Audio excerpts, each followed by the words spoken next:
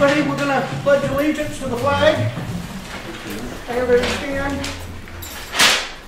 I pledge allegiance to the flag of the United States of America and to the republic for which it stands, one nation, under God, indivisible, with liberty and justice for all.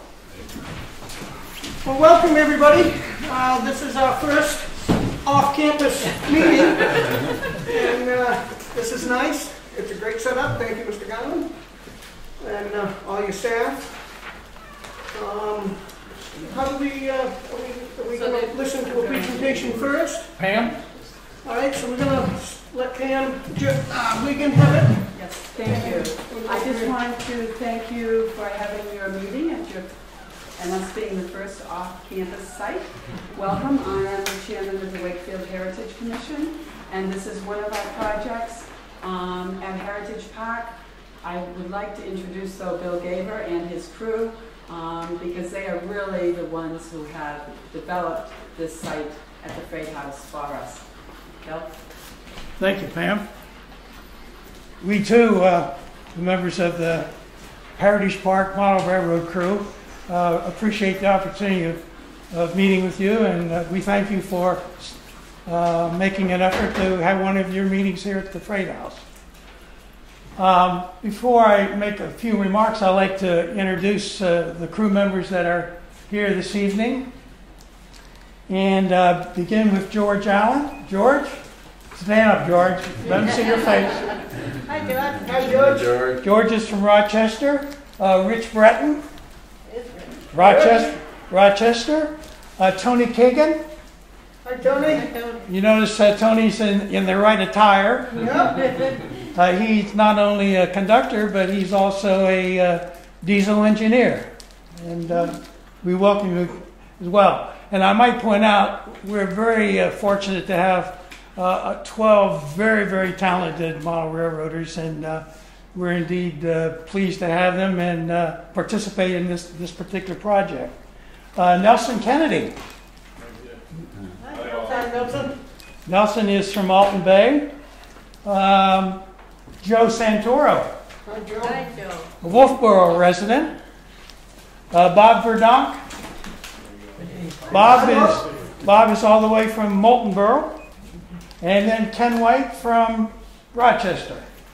I'd say hi, but I'm busy trying to get the WIT guy. Oh, come on. I might point out to you that there are about 650 tourist train locations and museums in North America. Those nearly 650 museums and train museums located in the United States and Canada are also supported by literally thousands of rail fans, photographers, and historians who have a knack or a very sincere interest in early railroading. And we're fortunate to have Union as being one of those museums. Many of you recognize the North Conway Scenic Railroad as being one of those facilities as well. We're indeed fortunate to have some very unique features here at Heritage Park. Number one is a 1902 snowplow. And I would suggest to you there's very few museums in either Canada or the United States that can share with the public a 1902 vintage not snowmobile, snowplow. Snowmobiles started in Ossipee, right? Yeah. That's right. Another unique factor for Heritage Park is the machinery that related to the ice industry. And we're fortunate to have some of that machinery, and indeed inside the museum itself, inside the station, are some very unique ice tools, which again you would not find in most facilities throughout Canada and the States. The station also has a working semaphore. It also has a model of a railroad, and it's an operating model of a railroad telegraph system. And of course, here in the station itself, we feature a 1909 model railroad of the Boston and Maine, featuring the 5 communities that existed in the Wakefield area back in 1909. We want to give you a quick overview of what the layout appears to be, and we're very fortunate to have Rich Breton. Rich is a longtime model railroader. I won't tell you how many years. I'll let him tell you that. But he's a longtime model railroader, mechanical engineer, and a wonderful photographer. And he's put together an overview here so that we can all share with you the work that's been going on here for about the last 4 years. So Rich, you're on. Thank you. Turn around a little bit on the screen over here. When I first heard about this, the Wakefield Heritage Commission had obtained the freight house and had determined, Bill had explained already about the snowplow and the passenger station itself. The Union Freight House was determined to be used as a community meeting room, as well as the idea was there to build a model railroad, and at the time it was just a sketch on paper. And when I got involved, the freight house was just starting to be renovated with new walls and stuff being put in.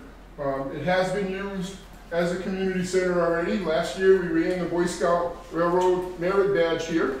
You can see how, just like you're having a meeting here tonight, we had it set up and the railroad was right behind, so it made a terrific venue for people in a railroad environment like that and other functions. It becomes quite interesting to see that way. When visitors approach the model railroad, this is what they end up seeing today. And we've had visitors that have visited several railroads, and I remember one day, a lady and her husband came in, and she says, she hadn't even gotten any closer than this, and she says, I already know this is the best model railroad museum, and I've seen several of them. So she hadn't even gotten close. But you see the overall impression you get, and a lot of it has to do with the backdrop and the painting and the way the room is finished and everything. The time we're modeling is the Boston and Maine Railroad in 1909. The areas, the 5 villages of Wakefield are shown on this particular map. We took that information, and this is a typical picture we took from various reference books along the way that showed what life was basically like in 1909. And I'll have several more of these photos as I go through this. We took that information and developed a track plan that would fit into this building. We did do 2 reverse loops on the ends because it's a museum environment and people lose a little bit of patience. You want to make sure the trains are continuously running. But other than that, all the track work, and you can see the 5 villages over there, there's been some names that were changed by the railroad. Burleyville, some people know as East Wakefield. Matthews is North Wakefield. So depending along the way, those names were changed around the time frame we're modeling. We took actual track plans. Research was done. People went down to the B&M Historical Society in Lowell, Massachusetts, made photographs of all of the maps. All those maps were mounted, and those actual track plans were used to develop this track plan for the model railroad. Some of it is selective compression. That means we didn't have enough space to actually put the real mileage. But all of the track work and the switches are exactly as they were in 1909. This is what started in 2012 in December. You can see from the date on the picture. The bench work was put up when the room was finished. The bench work is very open, so you can end up making it easier to access the layout. Here's people working, installing the track, the roadbed, and the electrical DCC underneath. A lot of what you don't normally see under the layout is lots and lots of wiring and districts and stuff to keep this reliable. This is kind of what you see when you start seeing the construction of the layout coming into place. There's plywood and homosote on top, and some of the cutouts were made anticipating what the scenery would look like and where the roads and things were. That just gives you an idea of the construction of it. This is what it looks like today. It's kind of an aerial view. It's kind of an interesting thing. When you're designing a model railroad, you want to have not so much track that it's not realistic. The trains are actually a fairly small part of the scenery here, and that makes it look a lot more realistic when you're actually looking at things. You can see over here, the people that visit always make a comment about our backdrops. The backdrops are actual real photographs that were taken. A lot of them, about 90 photographs, were taken from the top of the clock tower in the town hall in Sanbornville. Salmonville, depending, I've heard two different generations say it differently. But Bill and I went up in that area. We also went up on the farm on top of the hill and took about 90 photographs. And you can see that how that makes the perspective look so much better because of that photo.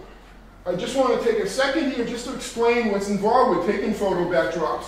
You're basically taking a panoramic view of all these photographs. They're all stitched together. And because we're modeled in 1909, the mountains basically didn't change very much. But there's a lot of other things that did change. There were no Ford tractors, no air conditioners, no power lines, and all of that. So you can see, and also you have to modify the tops of the trees. That's done with a photo editing program that I have at home. I basically, like, the power lines all had to be eliminated. You can see in here that you basically are doing it pixel by pixel. There's obviously a program that helps with that. But you're eliminating and basically covering up all the power lines and things you don't want on the layout. Then once all that's done, then it can be printed up and installed, as you can see on the back side over in here. That you're basically overlooking Union area, overlooking into the East Wakefield part. So what I'm going to do here is take you on a quick little tour. I'm going to take you around. Sometimes we go from north to south and south to north. Today I'm going to go from the south to north. So we're going to hop aboard and we're going to go around. So here's a few of the features of the layout. There's the Union Freight House. This is the building you're in right now. You can see in the back is the Union School. A lot of visitors recognize having gone to the school. In 1909, it was pretty common for children to go to school, not by school bus, but by train. They used to get little tickets and all of that, and they used to go to school by train. A lot of the schools are recognized on the layout, and people remember that when they were a child. Some of the schools were still functioning until 1955. This is the New England Box Company. It was a sawmill. It's in the Union area. It was just actually, the building was just actually torn down last year. It's about a half a mile from here. Some of the buildings on the layout actually have an interior. You can see that building has a full detail interior of what a sawmill looks like. We've had a couple of visitors that actually worked in that sawmill, and they could actually recognize things. This is the little marshy area off of Route 16. You can see we have a New Hampshire moose in the marshy area. That's also, it would be just south of Union. Here's the Union section house. You can see some of the details that are in there. I did a little count. By the time we're done the layout, I'm usually going to do more than 100 mini scenes. This is a typical mini scene that people can recognize what's going on. This would be where the maintenance was done on the track.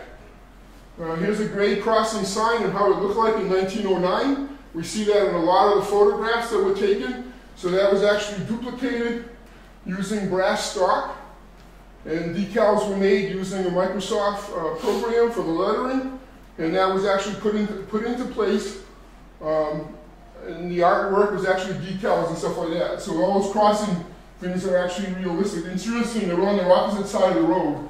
There are a lot of detail parts in the layout. These are little wagons. This is a livery type wagon that was a rental car basically in 1909. A lightweight horse with a lightweight carriage to get you the business done in town. Here's the Sanbornville Freight House. This is a photograph we use quite a bit. It actually shows the Sanbornville station. It shows the woodshed, the freight house in the back, the coal shed, and all of that. And part of the Pioneer building is actually in the front. It's a very, very useful thing that we've gone through. Here's what the Sanbornville coal shed in Tupelo looked like. This is where they would refuel locomotives. This is the woodshed that was still in place in 1909. At the time, they were using both wood-fired and coal-fired locomotives. This is a locomotive that was donated to us. It was actually all taken apart and repainted and lettered for the Eastern Railroad, which was in place. It was bought by the Boston and Maine. So this is, a remnant of a locomotive that had not been repainted by 1909. Here's the Sanbornville Freight House. That building, with the platforms and everything, still exists, or shortly, I know we're talking about moving it and stuff, but that's not really realistic. Here's the woodshed part and the coal tipple taken from an aerial view. This is the platform for the station that you're seeing in the front of that. The Sanbornville station was very large in 1909, 3 stories. It was the division headquarters. Of note here is the Pioneer Building in the front of it. And the Pioneer Building has now been built.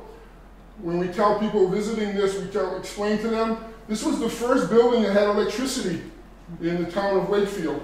They powered a couple street lights and the lights inside that building. So eventually we plan on having that little piece electrified so that someone can push a button and actually see the lights go on.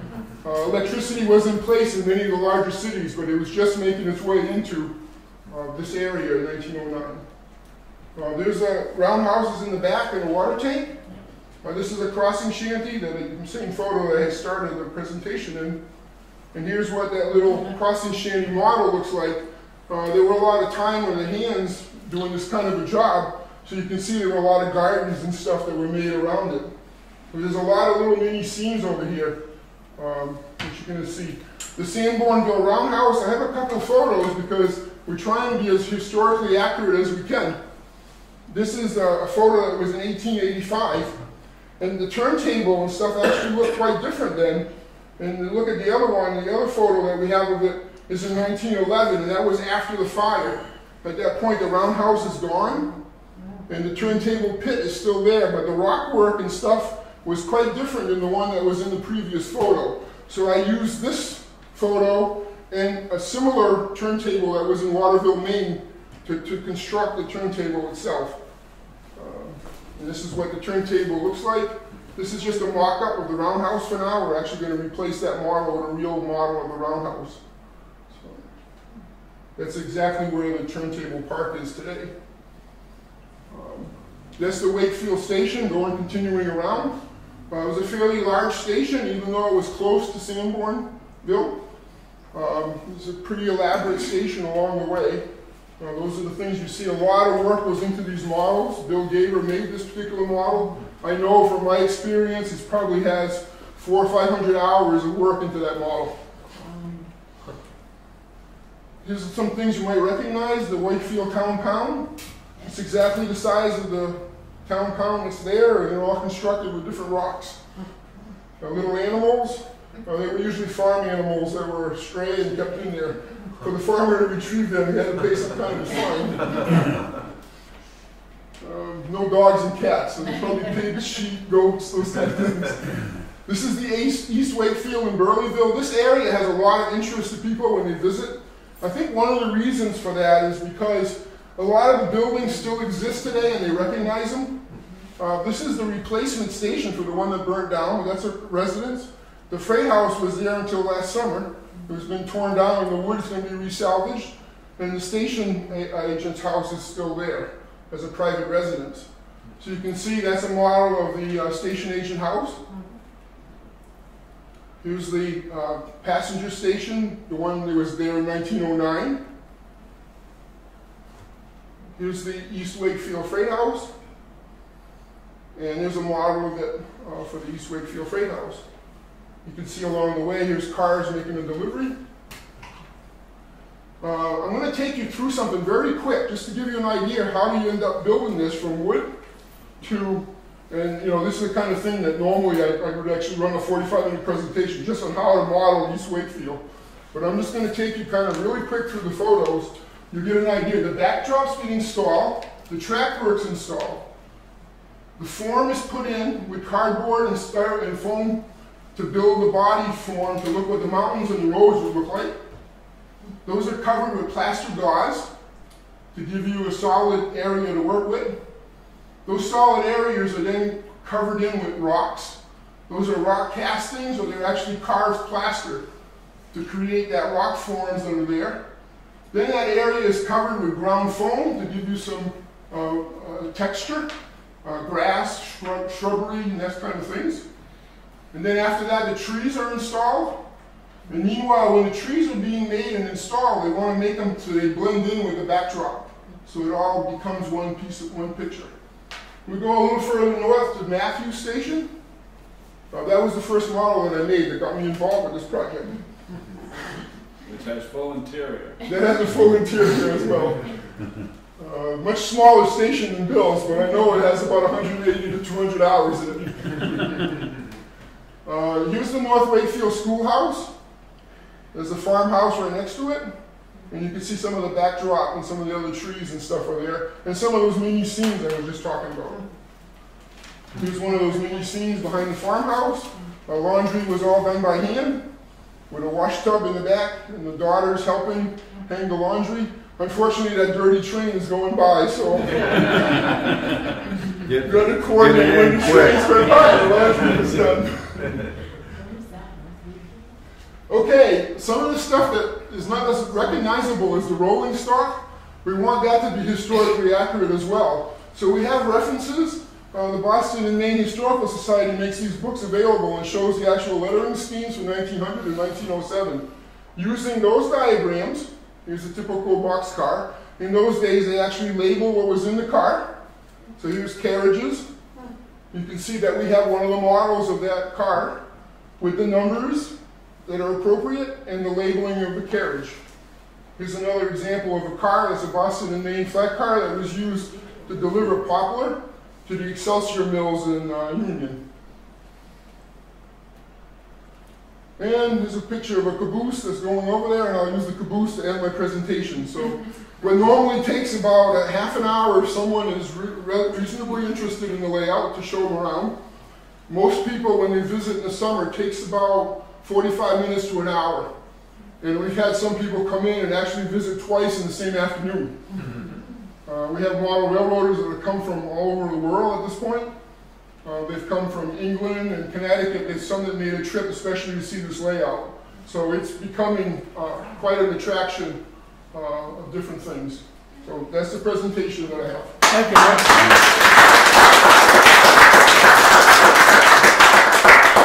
I might mention that after the meeting's over, some of us will still be around, and if you'd like to share the actual scenes of the model railroad, we welcome you and we'll share that with you.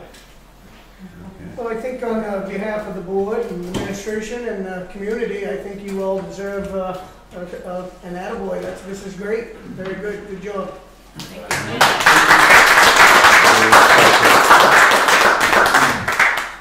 Very good. Well, very nice. Okay.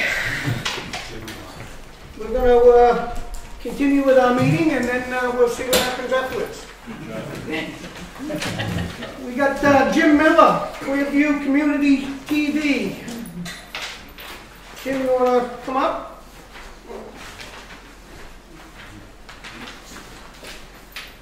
Bring your chair. There's one. There's a free one right there.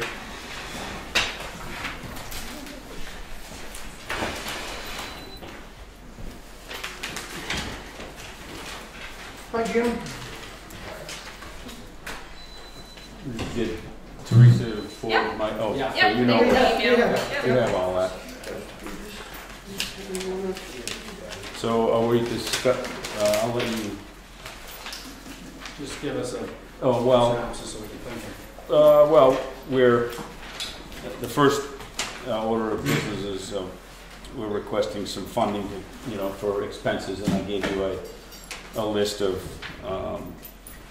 for the year of 2016, which I know we're in the 5th month. We've been kind of limping by, but we kind of need the money to pay for, heat and lights and rent for our one-room office and some operating supplies, and then of course we pay Time Warner charges $189 a month for the TV station access, internet access. So that's not free. We recently re-upped something called a total info subscription, and on the bulletin board, you notice when it goes by, it'll say the weather. After it shows some announcements, it'll say the weather, and then the next time it'll say sports, or it'll say some news items. And that's not, they give you a year free, but after that you have to pay for it. So we felt it was worthwhile to continue it. So we'd like to continue to fund that. It's $1,290 a year, so it's a little over $100 a month. But I think it's a good part of the bulletin board. Things are going quite well. thanks to, you know, the crew we have, which is somewhat small. Gabe has been doing a wonderful job kind of keeping the day-to-day operations going, and of course we have Donna, who's done a tremendous job filming all these meetings for us, so the public is able to stay informed, and then it's all backed up online so that you can watch it anytime. If you can't, if you can't sleep, I just say watch one of those shows and you go right to sleep. So it's a cure for insomnia.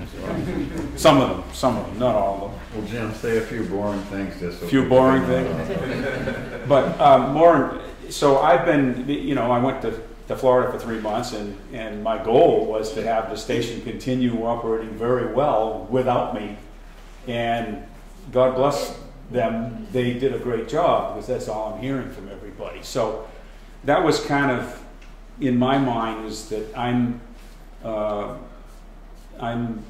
more of it. I still want to be involved in the day-to-day and the nuts and bolts of it, so to speak, but I'm kind of moving now that I have a really good crew, I'm more in an administrative role, which is why I'm here tonight talking about money. And there's something else that we need to talk about too, and I would really, I'm kind of excited. I think that the public has received the channel very well, and the comments I get is that people really like what they're seeing, and I think we'd like to give them more. Now, just to give you a little bit of an idea, when we spent a large amount of money over a year ago buying the TV channel box that we bought, which was like a $15,000 box, which is hard to believe, but it's, it's broadcast quality stuff.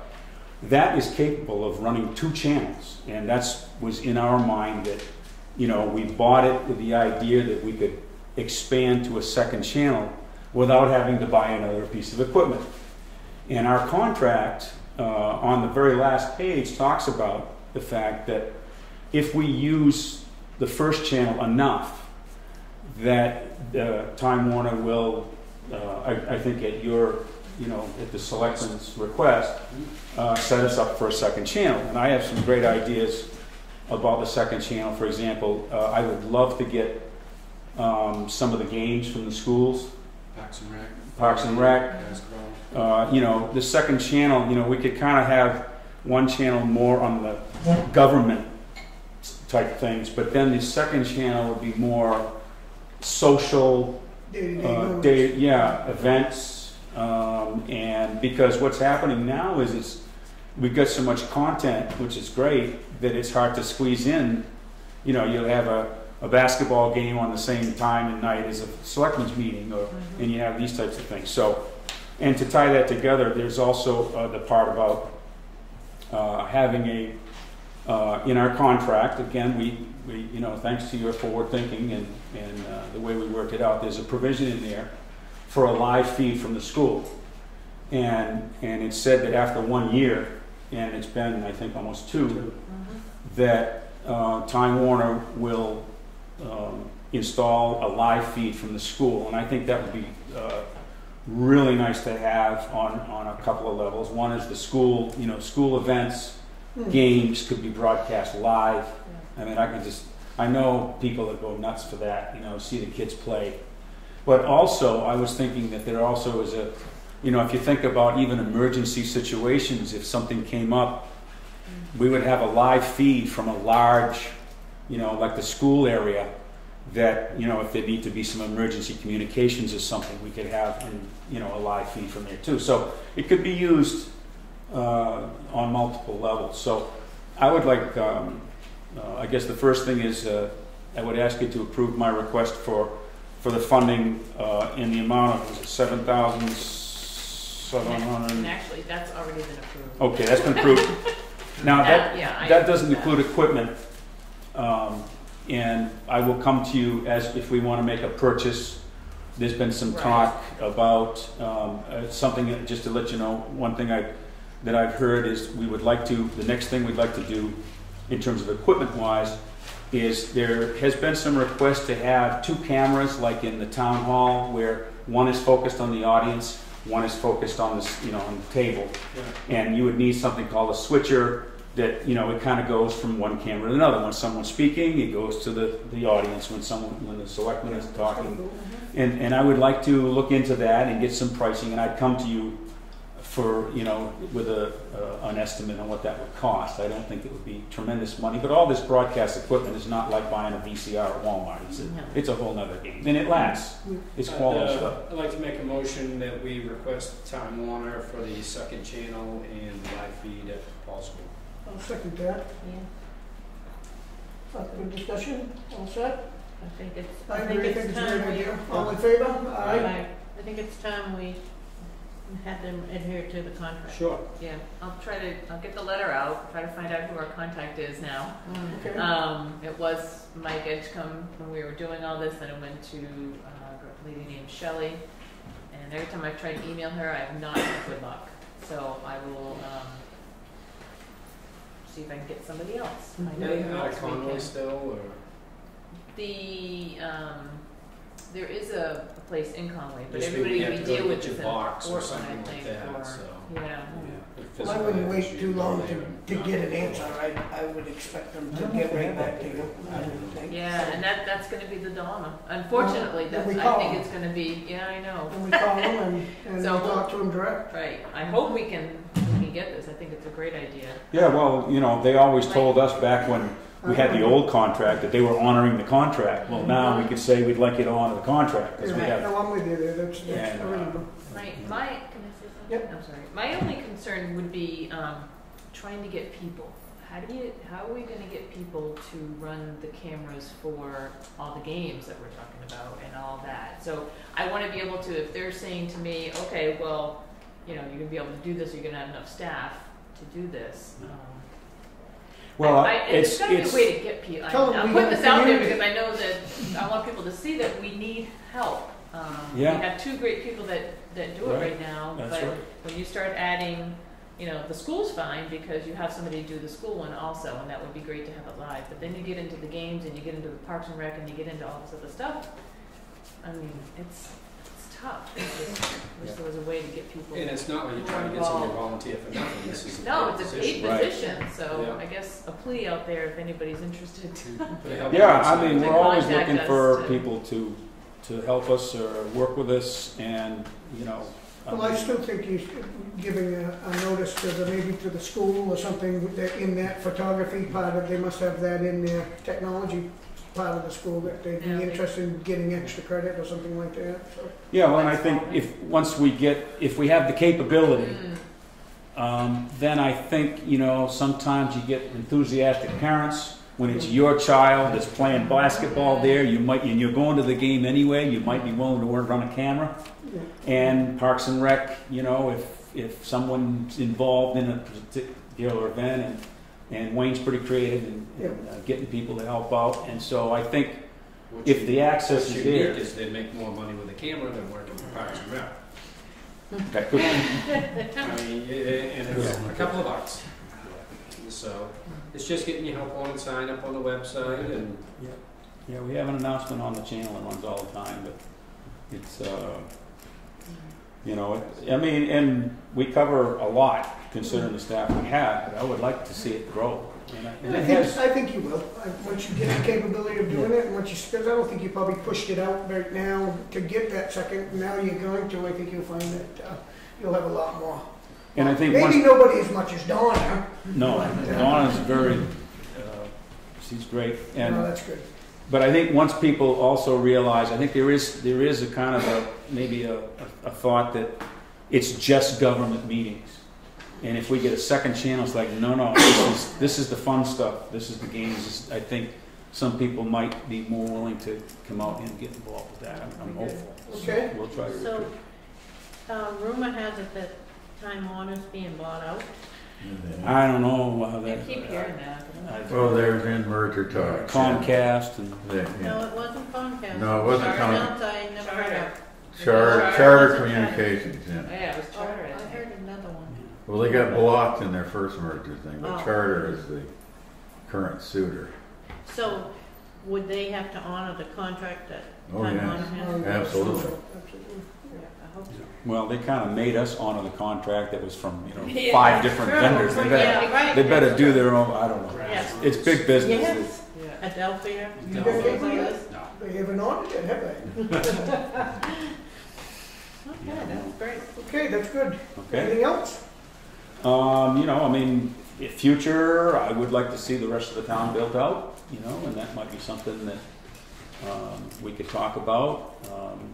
The funding, I've got to get a handle on the funding, compared to the expenses. I think that Are we getting the we're getting the franchise fees. franchise Yes. fees and they're coming in gracefully? Yeah, and That's Teresa's excellent. been great to work with, and she lets me know, and I keep the quarterly reports from Clearview come to Teresa, and so you know where all the money's going, and No, I think you do a great job. if there's any questions, feel free to Sounds ask. good.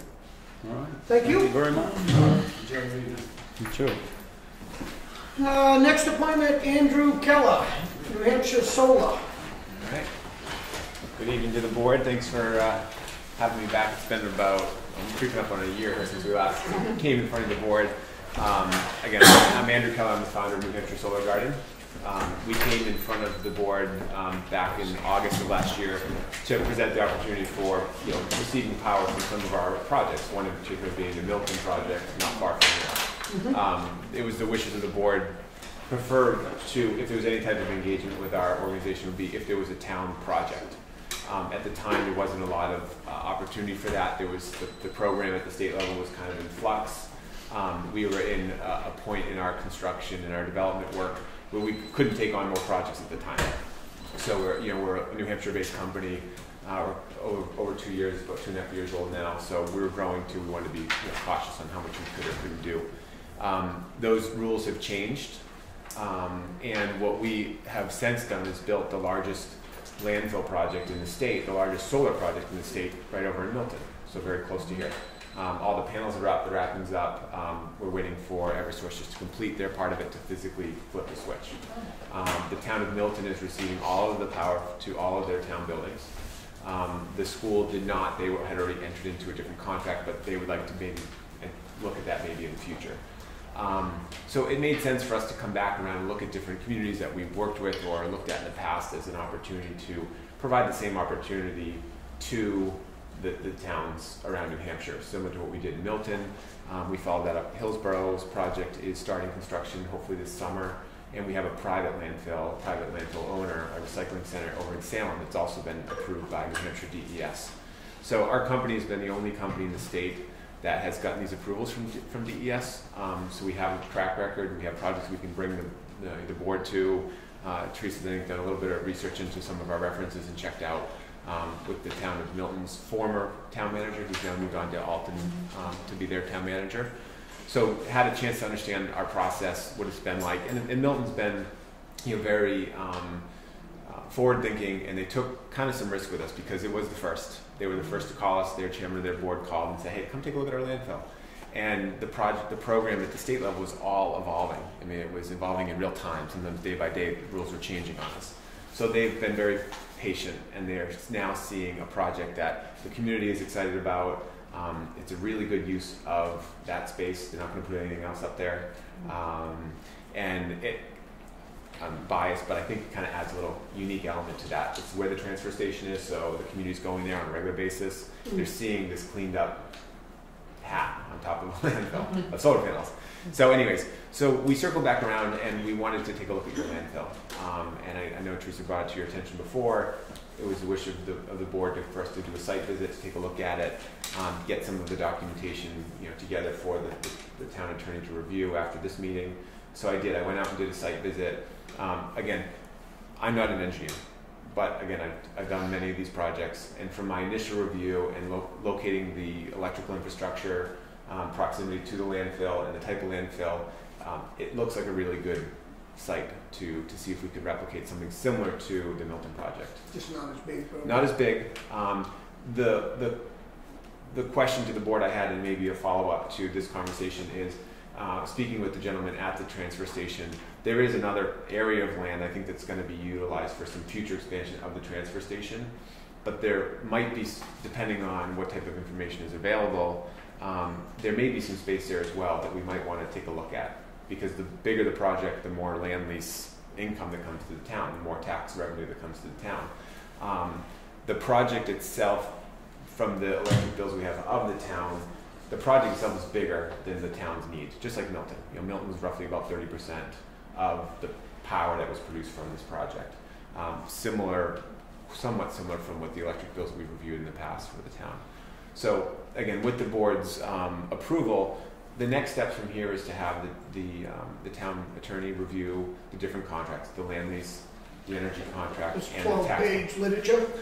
Yes. More than that. Yeah, it could be. Yes, it is more than that probably. And All those I get is 12. please don't read it. No, It's very. Those are actually quite short ones compared to what we see in other states. I'll be honest with you. But all of these documents that are in front of you have been reviewed by other New Hampshire municipal attorneys. Again, you're not the first to the dance, so to speak, on this. You've got Milton, you've got Hillsborough, you've got Salem, you've got Lisbon, we've got many Antrim, many different town projects around the state that have completed construction and completed development and are starting construction, or in the Milton's case, have completed construction. So the review should be relatively seamless. It should not create too many concerns for the town attorney for any liabilities to the town, because again, this is the most recent version of what's been reviewed and edited by other municipal attorneys in New Hampshire. So with that review that takes place and a clear path towards moving forward with the project, then we have what we need to then go to Eversource to start the utility permitting process. We have what we need to go in front of New Hampshire DES to start doing the site plan itself that is presented to DES for approval. And typically what we found, which happened in Milton, was that their local planning board process wasn't really as necessary to go through because the state level requirements somewhat surpassed the local.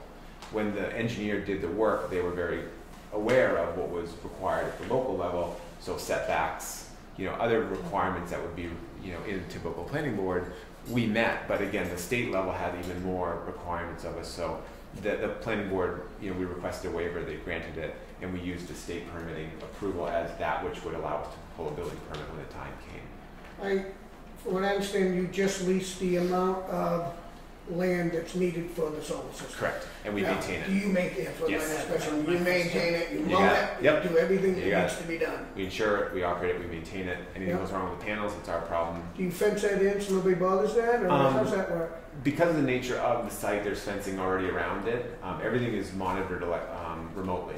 There is an internet connection to all the panels. And the way that solar has evolved over the past 5 or 6 years now, we used to have one central inverter that converted the power and managed all the panels on an array like this. It's moved into more of a granular effect. We have like one inverter that might handle 100 panels. We might have 20, 30, 40 of those, 20 of those on a project like this. So if something goes wrong with a panel, some kids get curious, start shooting, BB gun shots, pop shots at it, we'll know, because the panel will go down, we'll get an alert. It's electronic in real time to your phone, to our computers.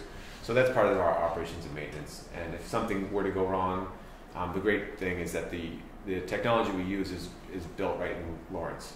So if one of those inverters go down, I could literally go down in a car, not a truck, pick one up physically myself, bring it up, an electrician could swap it out, in less than a day.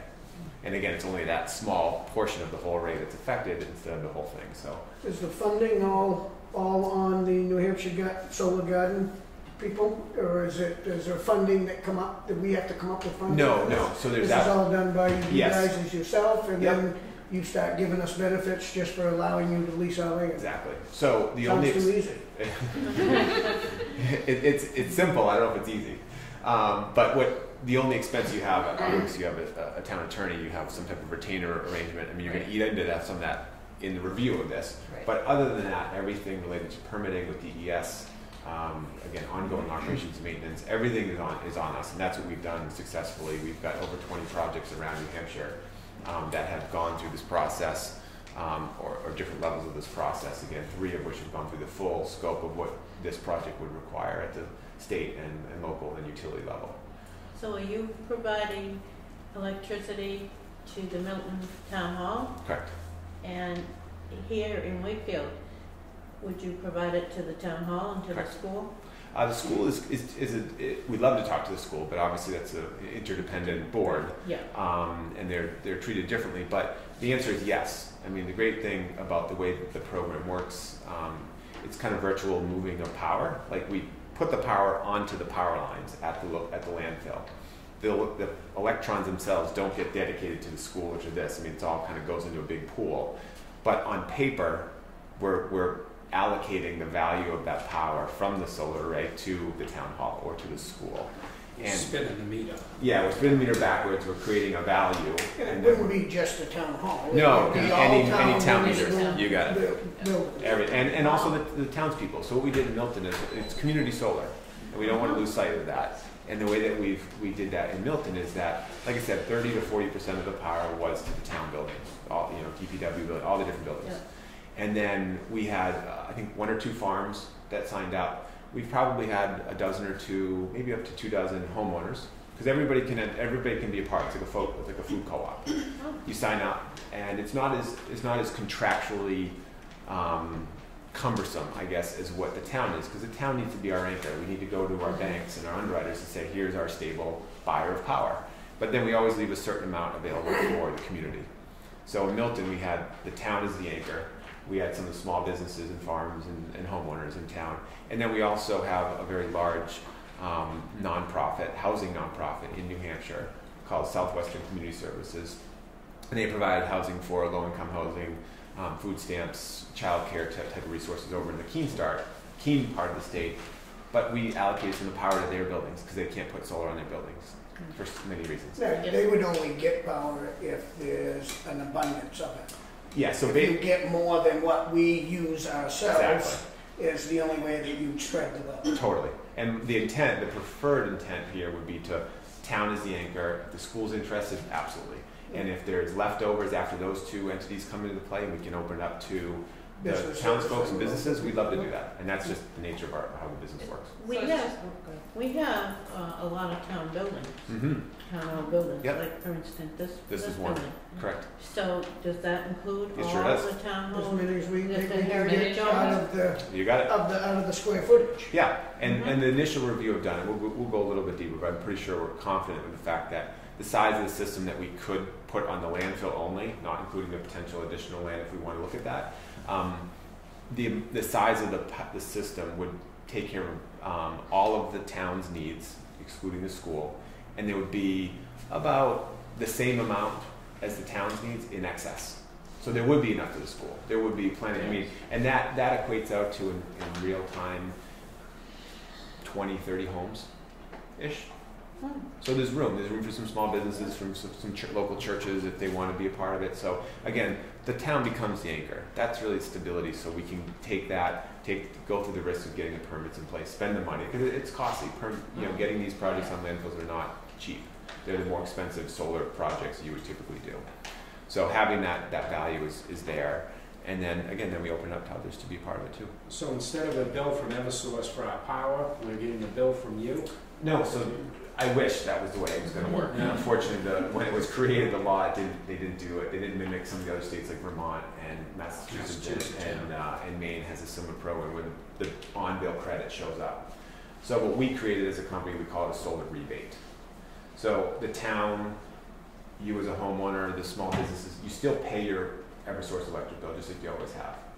And the rate for the power that we come to agreement on, we use this payment. We pay the town every month the difference between what they're paying Eversource and what the rate for the power coming from us is. So let's say that's a penny difference, just for conversation point. And in 1 month, the solar array produces $1,000 worth of value. We cut a check to the town for $1,000. So it's cash coming to the town. The land lease is an annual land lease. The tax pilot structure that we look to work with your assessor on is a fixed payment. And then the solar rebate is a third form of actual cash. You don't have to use it to pay your electric bill. It can go into other resources. It's cash in. Goes into our general fund. Goes into your general fund. Yeah. So it's just offsetting. It's how you use We it. have to still budget for electricity. You still have to budget, so you budget the same amount as what we've been budgeting. Yeah. And then you get the rebate. Right, and you can allocate the money because the way we chart it out is that you'll now have a chart of what the power rate's going to be for the term of the contract. Yeah. So you'll know, but again, how you use the money, the good news about it is the power part of it does have there is some risk there. I mean, nobody knows what the future power rate's going to be.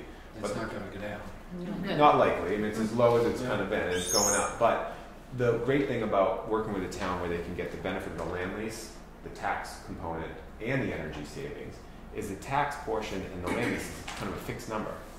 So that is like almost like an insurance policy.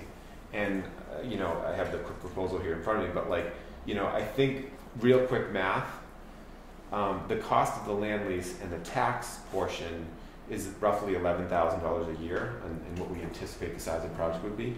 And that would mean, the electric bill for Wakefield roughly around $30,000. So what that says is that your electric bill would have to go down by 30% from where we are today for it to somehow start to eat into your savings. Does that make sense? Yeah. So you're paying 30 grand, you've got basically $11,000 in fixed monies coming in every year, and the rest is based on what the energy rates do compared to what the energy rates are in the future. That we can guesstimate, but we don't know exact. But you've got this built-in like $11,000 a year insurance policy to make sure that you're kind of like protecting yourself. Plus the savings that Exactly. we save. That's over and above. Instead of 10 cents, we get it for 7, so we save 3 more cents You got it. on per kilowatt. You got it. So that's why the towns that we work with see the value of receive the 3 aspects of the project. Especially when it's dead land anyway. Exactly. If you're not using it. But my question is I'm not quite sure what's under that.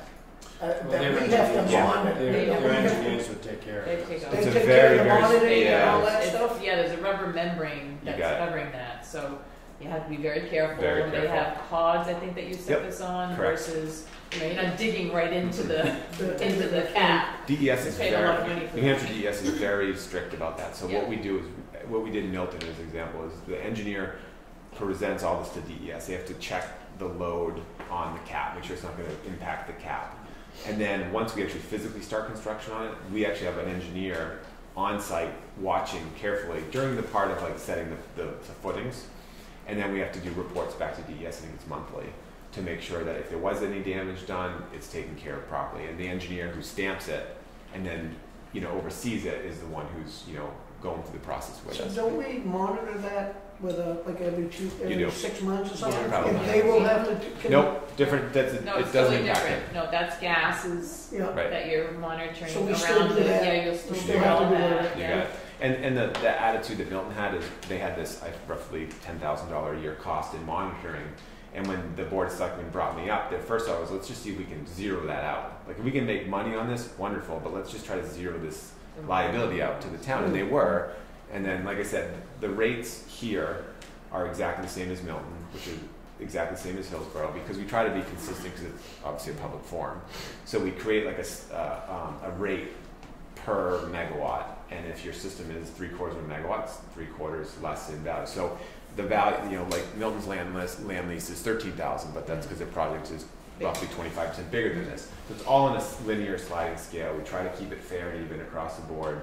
Some situations we have a little bit of leniency on things because some projects have economics that help it, work in our favor. But from what we know now, it's a pretty standard project. It's just based on the amount of energy you can produce Exactly. at what square footage. So much money we can share with the town. So Here's how it's much we better got. for us to let you put as many as you got it. can there in got order to generate more money for all of us. You got it. So we can use the landfill. So and, if it was a 5-acre project, just Mhm. say, Yep. we lease you the 5 acres. Correct.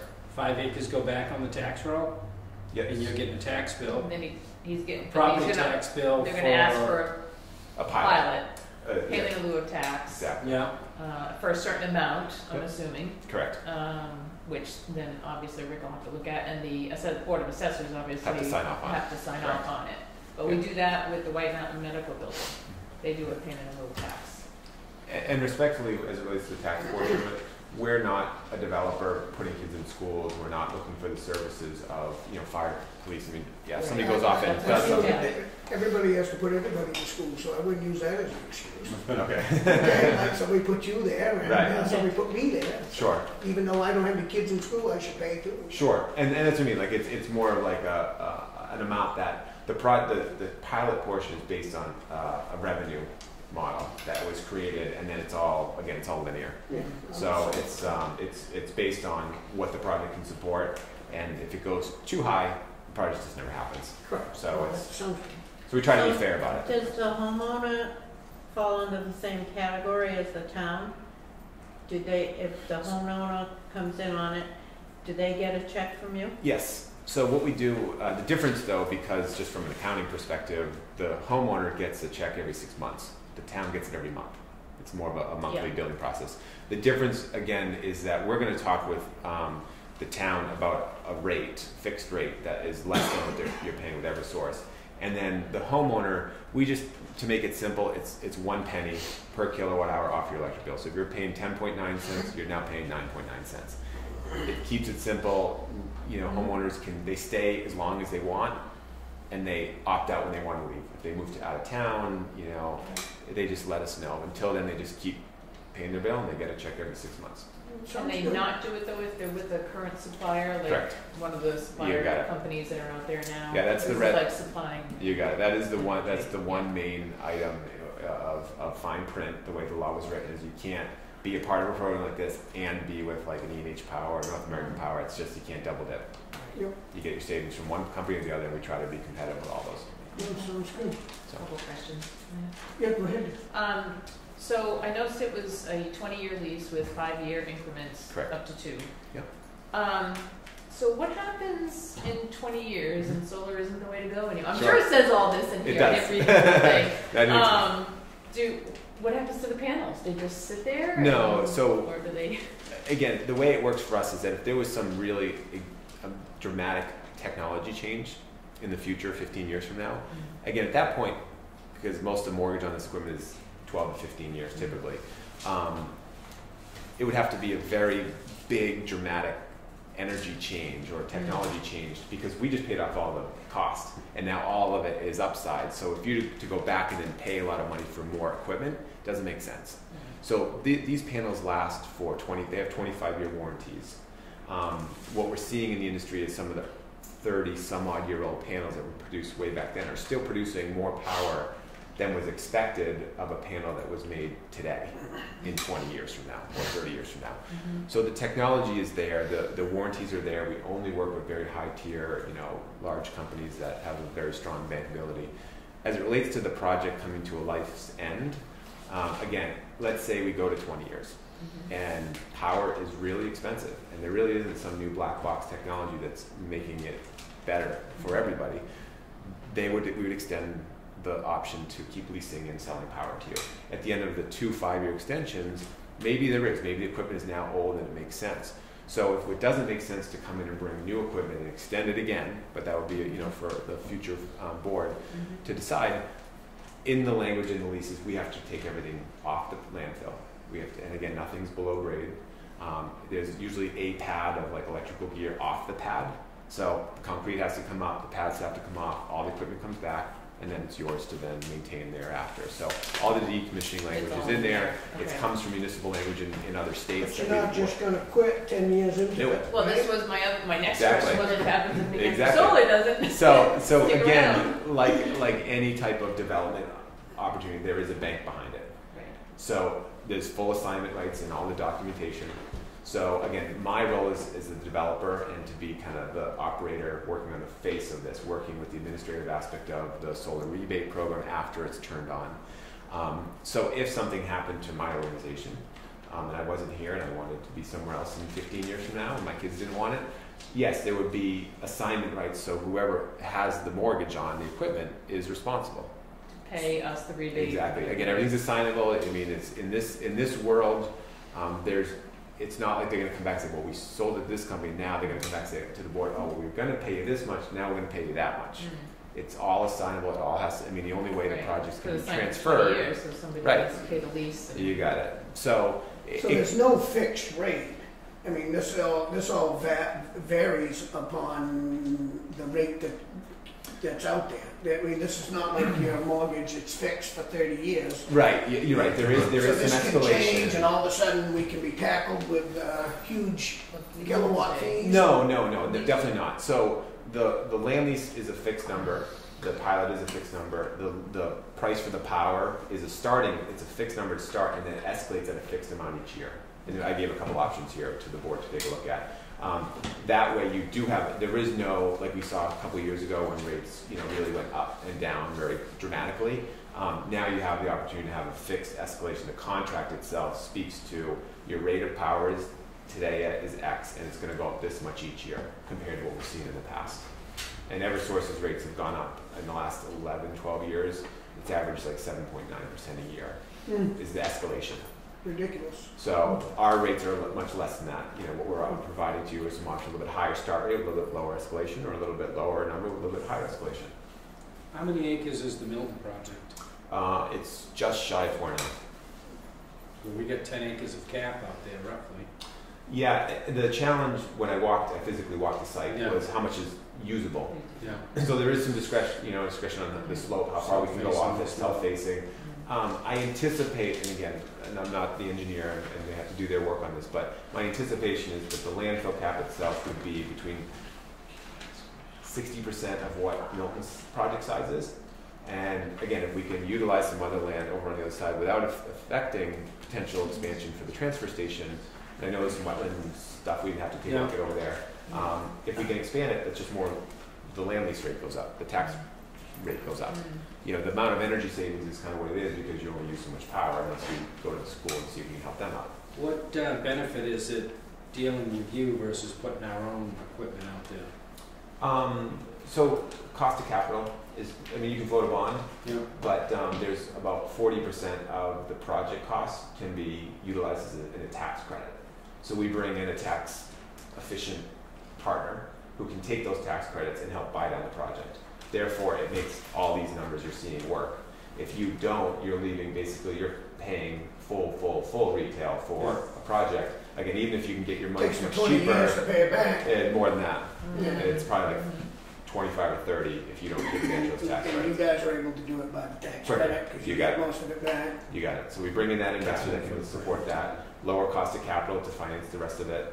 Cost of equipment have come way down. Where's the state come up with that money to pay you back on that? I'm assuming that's what it's all federal. All federal. It's all no state. There's no incentives at the local what's level. So you ain't got any money either. Right, well. True.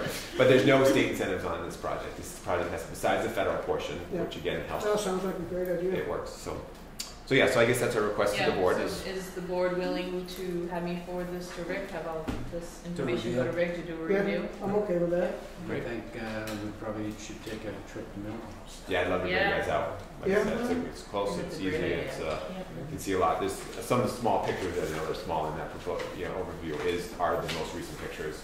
I think it's definitely the way of the future. It's just whether we're ready for it.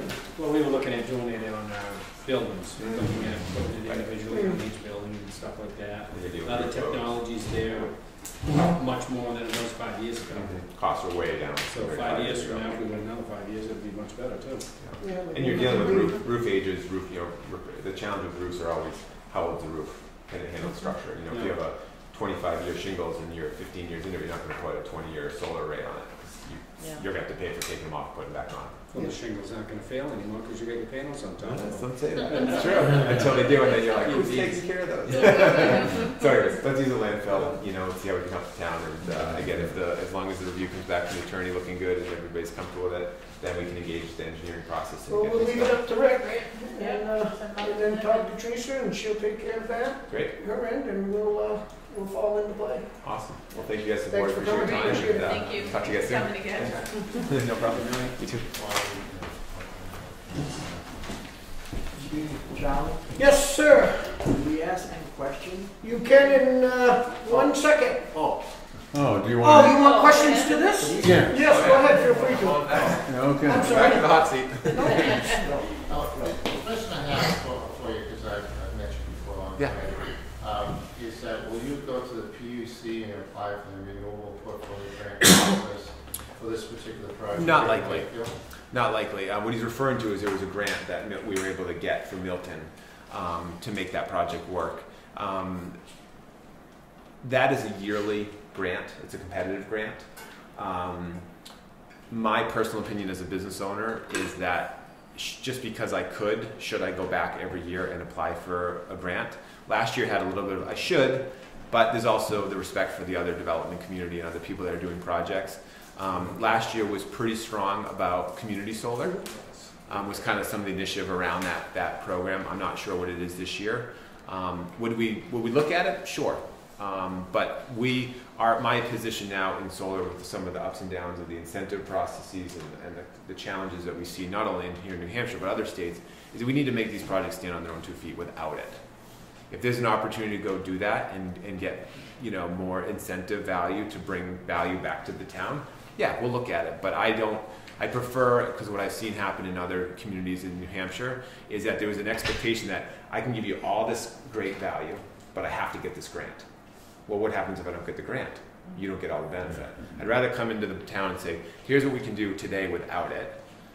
If we explore an opportunity that says it's worth it to go after it and we can maybe bring some of that value back to town, yeah, I have no problem coming back to the board and saying, hey, look what we're going to do, and if we get this, then here's the upside for you. But it's just more of a business decision I've made. We have a lot of projects that we've applied for the regular rebate program, and we were fortunate enough to receive that grant last year on the Milton project. So I think it's time to step aside and let some other folks have a run at those programs, and we're capable of making it work without it. So. I just want to ask, you mentioned value added. If a community gets $500,000 grant, isn't that a value added to that community, or is that a value added to you in the community? It's a little bit of both. Again, that project was planned to be, the planning process started well over a year ago. And so the costs of that project were high.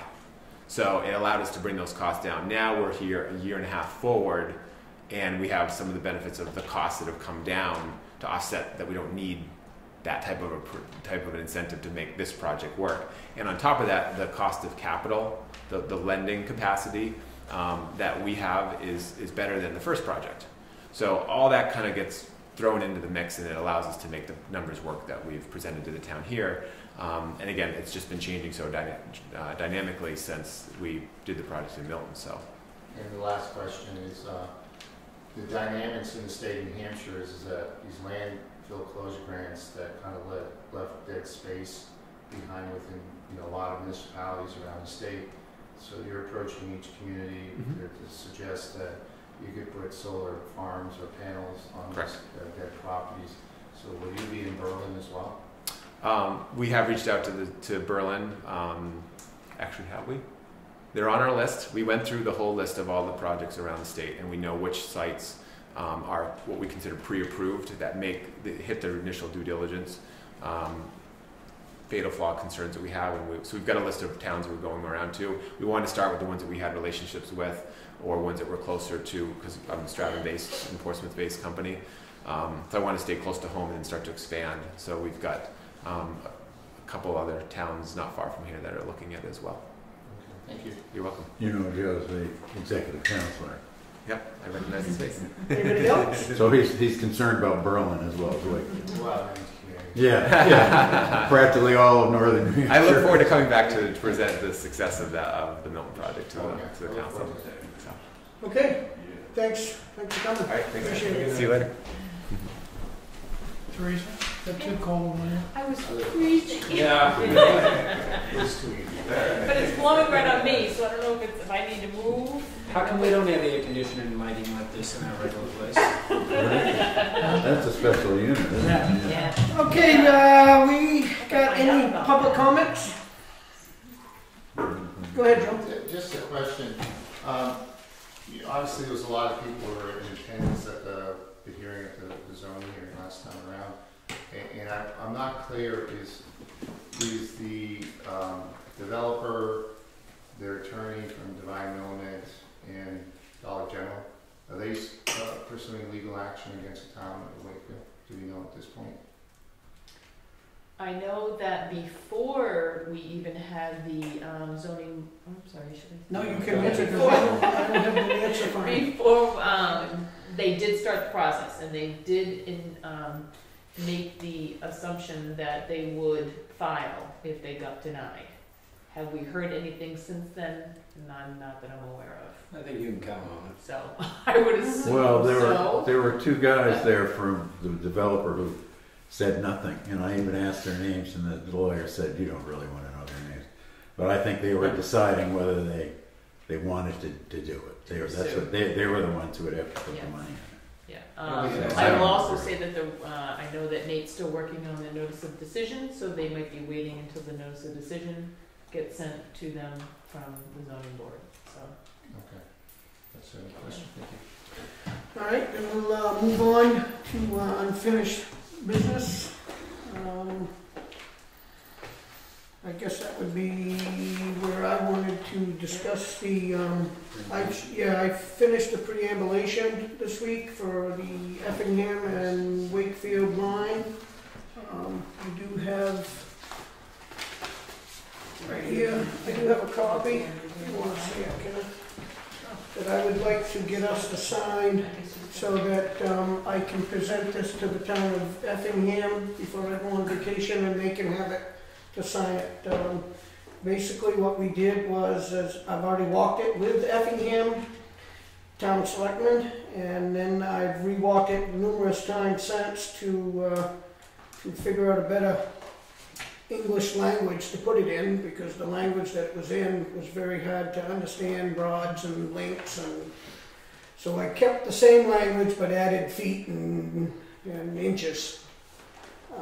I also marked this with these round big washers, something that was steel that would last a long time. I nailed them into 4 or 5 trees on their way down through. It's truly a straight line. I walked that thing and you couldn't get off it. As long as you followed your compass, it's there. So it was kind of interesting, and so I wrote. Nate helped me write this up, and he did a great job. So all I need you guys to do is okay it. We'll sign it, and then I'll give it to the Effingham so they sign it. I'd like to sign 2 of them, so that we have one, and I can let them have one also. So, do we need a motion for that? Seems we've already accepted the other one. I think you should accept the perambulation that was done by. Yeah, because the other one I just didn't. I didn't understand the wording quite as well as I would have liked to put it in here. I couldn't figure out the footage, and just so everybody knows that when I'm talking 167 rods and 10 links, not many people understand that, but I can tell you it's 2,762 feet, approximately 0.52 miles. That's new technology. Because I didn't add that up myself. But it works out good, and so this is our new preambulation to say that the line is still out there after all these years. And I can tell you, the old folks that put that in there, they knew how to read a compass. They did a great job. So do I have a motion on the table to accept this? Yep. Second. And all in favor? Aye. And we just need to sign it. So I'll take and sign this one. Colin? Okay. I got news for Nate. Probably a lot easier when they did it because there were probably not as many trees. Yeah. There was a lot of trees out there now, Yeah. Oh, yeah. and they were big. But the line was still there. You just had to find it. And somebody had done it. Somebody had done it, I think, 9 years ago, 12 years ago. Is that the Effingham one? Yeah. Are you Effingham one. taking these to Effingham, or do Yes. you want us to mail them? No, I'll take it to them directly Okay. and meet with them, and then I'll let them have it, and then they can give it back to us on that. And since we're on the preambulation topic, the one here in Middleton needs to be done before the end of June 30th. So the board needs to appoint somebody to walk that line also. I'll appoint Charlie. Make a motion to appoint Charlie Second. as the walker. And Whoever all in needs to favor take for it. that? Aye, I accept. And I already have a pre-meeting with Nate for the beginning of the week after the holiday to go out there and walk it so that we can start the beginning process. And I have been in touch with Middleton, and Middleton knows that they need to appoint somebody also, and they're going, and they might have already done that actually. And then the town of Wakefield will notify Middleton because we are the earlier incorporated town. Goes whatever the earliest Middleton's a incorporated. Johnny come We're lately. 1774 and they're 1778, so we get to notify. So as soon as we know a date, Charlie, just get in touch with me on a date that you think works for you, and we're gonna send them a 10-day notice. Very good. I would assume that we will do this, I will do the pre-inspection of it, and then hopefully, as soon as I get back from vacation, like the 13th of that week, Okay, so so before you leave, just let me know a date so we can get the letter You out. got it. Thank you. Nate's already walked that one too, so. Yeah, he'd like to walk it again. He hasn't walked completely all of it. so Yes, you he's should interested. probably state that Nate will be walking that also. Yeah. because- He's a good help with this, and this is what he does, and me, I'm just learning. So. Okay, so we'll move on. Let's see. Don't lose your pass. I won't. I'm gonna be a railroad man before you know it. New business, job description, heavy equipment operator. I'm good with it. Yeah, I think so. Yep. You good with that? Yep. This is just a description of what the Public Works Department is putting out for a heavy equipment operator. Part-time. Part-time position. That was So I have a motion on the table. Yep. And a second? Oh. Second? He made a motion? Yep. Okay. Second? All in favor? Aye. Okay, I'll get that advertised, Yep. hopefully next week, and then the new Director of Public Works can do the interview. Capital When does Reserve he Funds. start? He's starting on June June 6th for the new, 6th. the Director? Yeah. Yeah, Scott June 6th. Any big gossip over there? Well, About it's stealing? complicated things for Dave Ford gave us marathon. Well, yeah, they have like 22 projects they're working on. Yeah. But like 4 of them, Scott was the key man on the project, so he started to do, particularly with the water sewer system. So they've got to figure out what they're going to do about those.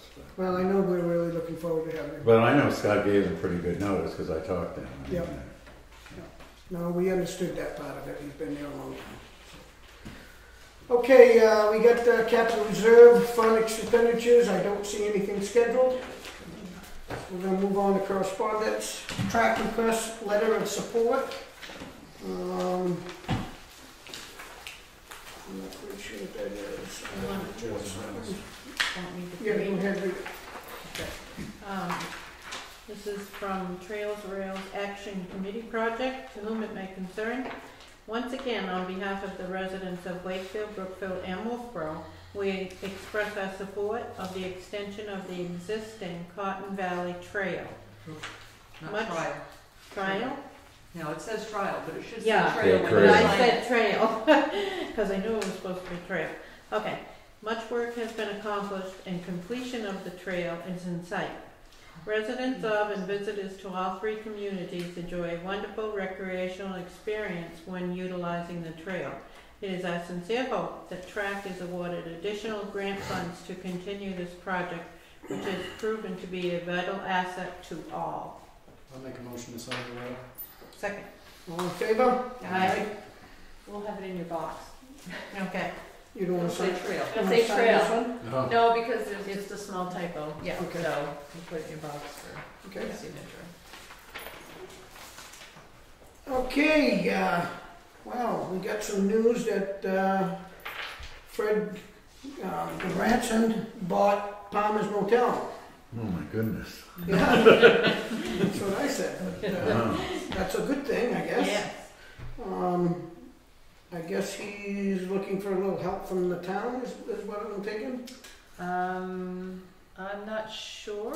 Well, it says here that he's looking for assistance from the town. I'm assuming he's cleaning up and he's It looking says for... I'm not Not looking Oh. for assistance. He's just, I think he's advising the board that he is the new owner and that, you know, his plan is to keep it nice, keep it clean, that people that go in there aren't gonna be associated with any type of drugs or alcohol or, you know, but to the best of his ability, and conduct a well-run business.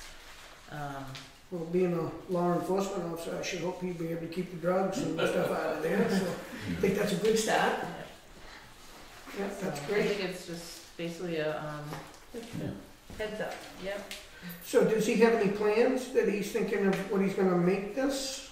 It's gonna still be a hotel. Yeah. Yeah, I haven't spoken with him directly, but from talking with the building department, it sounds like he's gonna, you know, he's working on redoing the whole office right now in just maybe 4 rooms and trying to get them gutted. He's gotta gut them all. He's got a big project ahead of him, there is no He's gotta doubt. put some lights on so that it doesn't look so So, dark and dingy. yeah, but I think his goal is to have it, bring it back to what it used to be, which was a nice hotel that people could stop by and stay at. And be Well, that's the comfortable. board and the community, I wish him luck. Yes, So, great. definitely. Okay. Good job. And, Bridget Wigging. Want me to read this? Yep, this is a letter from Bridget Wigging on the White Birch Road culvert clean out. I want to express my sincere thank you for the cleaning out and refacing? No, what does that say?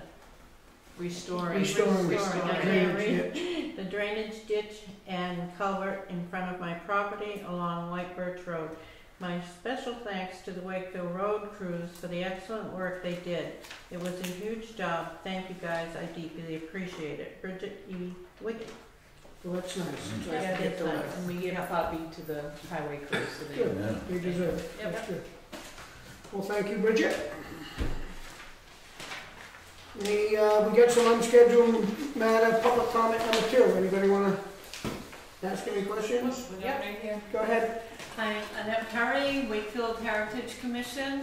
I would like to inform everybody out there and here that our opening day is June 25th at 12 to 4 here on Saturday. June 25th is our opening day, but the Freight House will be open June 22nd for the season opener at 9:30 to 2:30. So we have June 22nd at the Freight House here, the beautiful Freight House here, 9:30 to 2:30 p.m.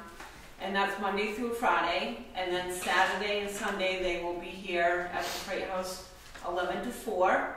And we'll be at the Union Station opened on June 25th for 12 to 4. And I just wanted to challenge everyone here, please try to find the fish that is in the pond. Let me just give you a little hint. You'll probably need glasses. Thank you. Where's Waldo? That's Wednesday through Friday. Wednesday through Wednesday Friday. through Yeah, Friday. sorry. 9:30. 9:30 to 11:30. 9:30 to 2:30. 2:30.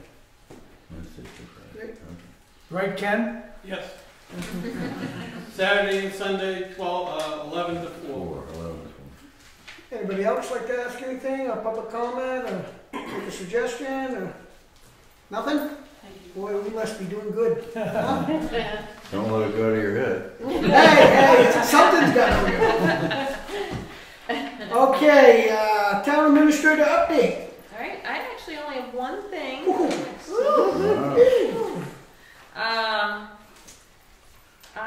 Back during the budget time, the board approved for me to apply to the Certified Public Managers Program run by the Education and Training at the state. So the application is due June 17th. I've written up a little thing for myself that I gotta send in, and this is the application for me to move forward, and it needs to be approved and signed by the chair. So if you're still willing for me to go to more training and Well, you know, I think you're Need pretty your good at that, you know, but a little extra might not have hurt anything. A little brush up. Yeah.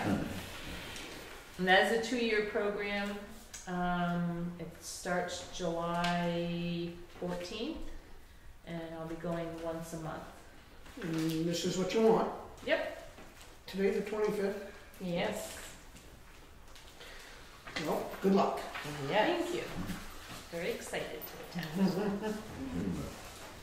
We know you can do it. Oh, yeah.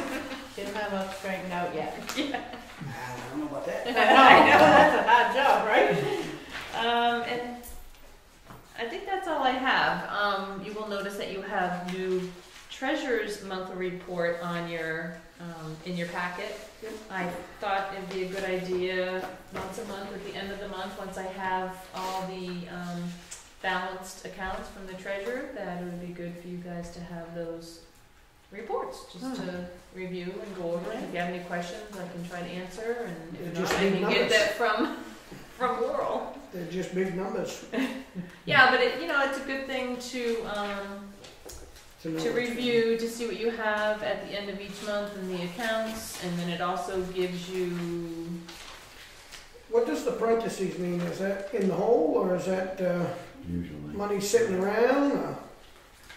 I only got like 3 categories that got parentheses, 4 that are on around it, and one of them's $1 million. So Those are fees.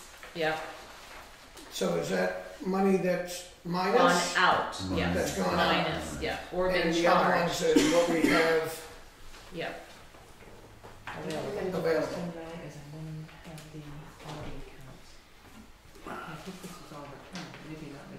So, what they're saying is, we paid out so far, the 1 million, is that what that's trying to tell me?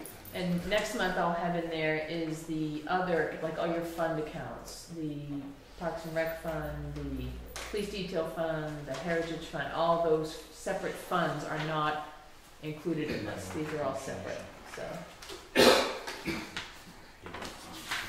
Yeah, I'm with you there. Okay. This is kind of good, I think it's very readable. Yeah, Laurel does a nice report, and Yep. just so you know, Laurel does this, then Michelle does her end, and then they make sure they balance. So Yep. we're making sure that we're, Good team, man. Yep. Good. and I even understand it. I do have one more thing, I'm sorry. Go ahead. The tax bills have gone out, I got mine today. in case anybody's wondering. Yep. Yep, so those went out I thought it was a letter of appreciation. Monday afternoon.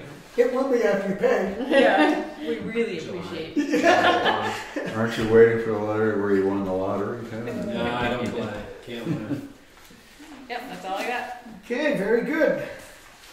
Let's see, Selectmen's appreciation letter.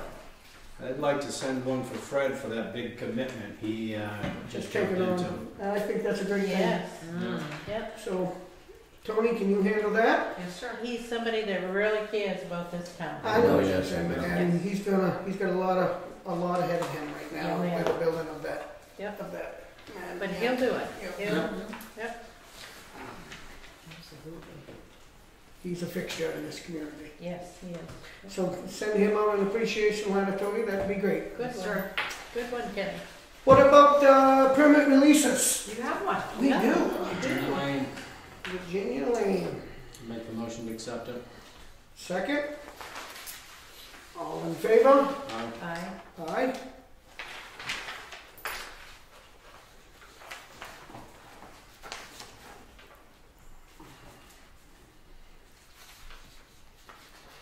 Okay, we just did the treasurer's monthly report, I'm assuming. Yeah. So that's fine.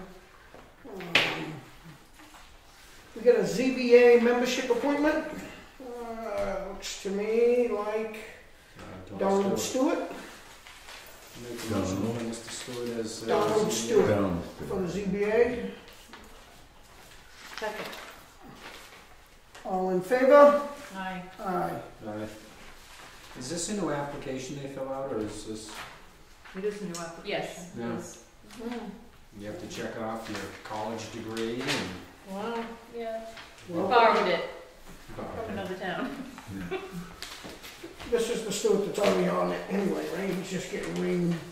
He has never been on the board. Oh, what's the other, oh, it's Doug's. Doug's store, Right, that's Doug. why I asked Donald. Donald has not, and Donald. Donald went to a ZBA meeting and talked to the board, and they spoke with him about his interest. So this is where we sign it up here. Yes. Must Very have good. gone to the May 16th meeting. Yeah. Okay, now the big money. We have payment manifest for $66,157.81. Make a motion for that. Second? That's the treasury payroll warrant. All in favor? Aye. Aye.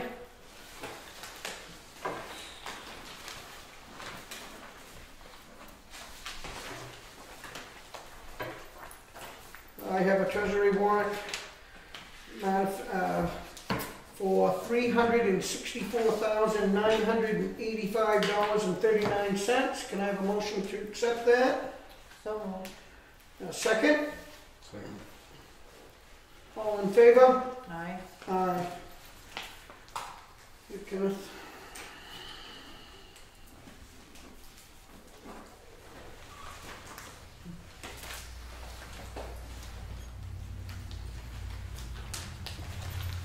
Charlotte, you're gonna lose this. They're gonna kick Oh, you I'm out if you telling don't you have your right back. I'm gonna glue that right to my chest. As I ride from here to Boston. It's funny, my son loads all these trains. Up at Osbiagas, Yeah. yeah. So I hear about the trains about every day. We hear them go by you, I definitely hear them go by every day the too. building shakes. I think it's cool. They've gotten better over the years. You don't hear them so much. Minutes attached. I got the minutes for May 5th, which we all were there, and I have the minutes for May 11th, which I'll do that one separate because I think Connie was gone on that one. So the May 11th, can I have a motion to accept the minutes? Yep. A second? That's you. That's me. Oh, no, Connie's on this one. You said 11. You said 11 though. Oh, I'm sorry. May 5th. Fifth. May 5th for the non-public and the meeting minutes. I have a motion beside me. Do I have a second? Yes. All in favor? Aye. Good job as always. You forgot those two papers. Oh, you guys sign front ones. Oh no, you're not signing Charlie's. You gotta sign Well, these are Tony's. his. Oh, okay, these are mine, okay. Okay. And this is the one I Just a don't. happy What that signing. has the wheel. line to it, you don't sign. Yep. Okay. Happy signing move. Let's take the. Yeah, that's that. Here's the junk. These go to me. Haven't done this one yet, right? Nope. Okay. So we have May 11th, the minutes for May 11th, that's Ken and I were the only there, so do I have a motion, Ken? To Yep. accept, and I second. All in favor? Aye. Abstain. And Connie was not there, so she can't vote.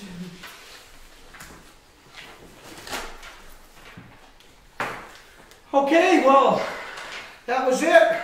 No non-public? We had nothing in non-public, so I just, again, want That's to, yours. I want to, No. That's Tony. this is Tony's. Yeah, Just he sign it. needs to sign that. Would like to thank all the participants of the Railroad Nope. Heritage And thing. that- and that's got her hand up. Yep. Thanks on behalf of the town.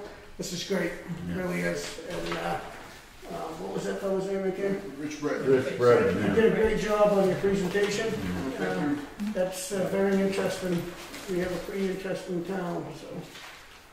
Annette? Hi, I would also just say that we have some upcoming events here at the Freight House and at the Union Station once we open. July 30th to the 30th and July 31st. Saturday and Sunday, the New Hampshire Garden Railway Society will be here, and they will be displaying a railroad model, of what they do for a garden. And maybe Bill can explain a little bit more, but that will be here on July 30th and 31st. And check our website for more upcoming events. Okay, very good. Well, you all do a good job. It's a lot of time. And this was kind of fun to have it down here. Where do we go next? Where do we go next week? Well, where are you going next? Connie's the social director here. Where are we going next, Connie? I think we should go to the old Grange. The old Grange Hall? So do we do that on the next one, or do we do it once a month? No, maybe the end of June. The end of June?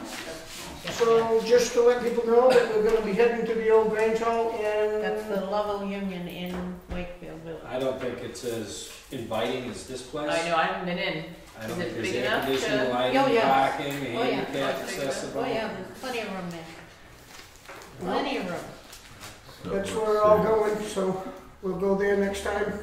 First, so that might be the 8th. So I mean, you guys can talk about it. Yeah. 14th, 22nd would be the 20th. Discuss. Yeah. I mean, it's not a feasible place to go. It's been a while since I've been there. Where's that? And At the Grange. Grange Hall? Oh, you haven't been in since the new, they done Oh, it all they over? did it over, yeah. Yeah.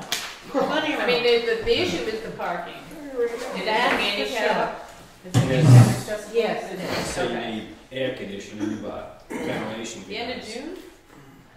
No. It has air conditioning. Does it? Yeah. How come we It don't have air has to for conditioning? all the. We do. Yeah. Nobody ever turns it on. We put the Don't- windows. Don't you read the newspaper, for goodness sake? No, I don't. We need because something everything like in that, it is though. inaccurate. There's You a... started that. Yeah. Okay. Oh! Geez, touche. Motion to adjourn. Vote second. All in favor? Aye. Thanks for coming. Okay, do we,